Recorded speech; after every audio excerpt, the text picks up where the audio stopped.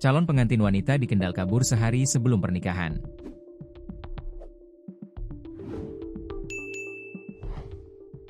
Kasus ini viral di media sosial. Calon pengantin ini kabur bersama dengan pedagang batagor depan kantor. Calon pengantin ini inisial V yang kabur bersama dengan V, pedagang batagor. Peristiwa ini pertama kali mencuat dari unggahan akun TikTok Kentos Coba Audio pada Kamis, 6 November 2025. Akun tersebut merupakan kru vendor sound system yang bertugas menyiapkan perlengkapan untuk pernikahan V. Dalam videonya, sang kru menceritakan bahwa beberapa jam sebelum akad, V mendadak meminta penggantian warna bunga dekorasi. Dekorasi yang telah rampung sejak pukul 16 WIB akhirnya harus dibongkar dan diganti hingga pukul 21 waktu Indonesia Barat.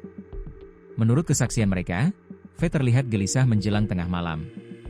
Antara pukul 00.00 01.00 WIB, ia mondar-mandir sambil membawa tas selempang dan ponsel, memeriksa dekorasi, lalu keluar rumah. V tidak kembali hingga pagi. Belakangan, mencuat isu bahwa V kabur bersama H, mantan kekasihnya, yang bekerja sebagai penjual batagor di depan dealer tempat V bekerja. Informasi dari akun Instagram yang pertama mengunggah perkembangan kasus ini menyebutkan bahwa setelah V menghilang, pihak keluarga perempuan mendatangi keluarga laki-laki di Banyumas untuk melakukan mediasi. Hasil mediasi memutuskan bahwa keluarga V harus mengganti biaya sebesar Rp133 juta dengan batas waktu 4 bulan.